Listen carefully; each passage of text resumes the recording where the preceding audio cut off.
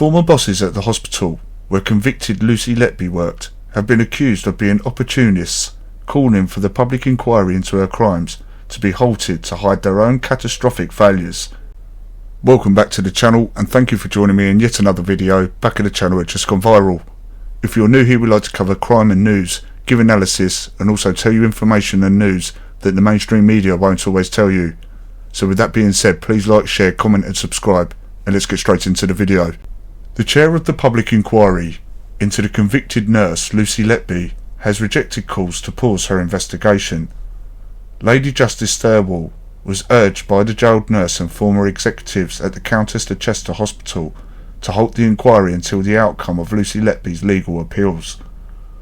The lawyers for Lucy LETBY argued that there was overwhelming and compelling evidence undermining the guilty verdicts, so it would be wrong to continue with the report. The judge, however, rejected those submissions in a ruling handed down on Wednesday this week. She said, "It is not the actions of Lucy LETBY that I am scrutinising. It is the actions of all those who are at the hospital within the terms of reference whose actions I am reviewing. What they did at the time, in light of what they knew at the time, and in light of what they should have known at the time."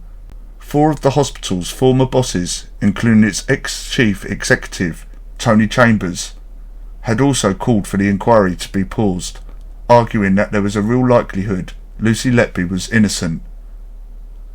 Thirlwall has been examining the circumstances of the fatalities and non-fatalities since September, and the calls came to pause the inquiry after an international panel of experts, convened by Lucy LETBY's legal team, said there was no medical evidence that she had taken the lives or harmed any of the infants she was accused of attacking.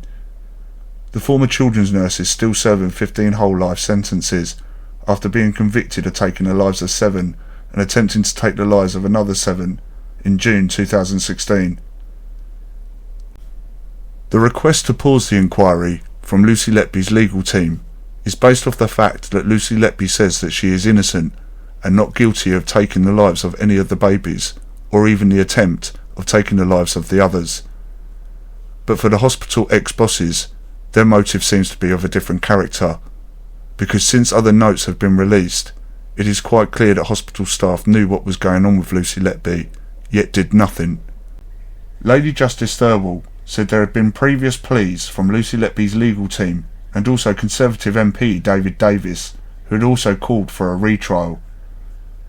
She also went on to say that the lawyers for the former hospital executives, Chief Executive Tony Chambers, Medical Director Ian Harvey, Director of Nursing Alison Kelly and HR Director Susan Hodkins, had also written to the Secretary of State for Health to seek a suspension of the inquiry.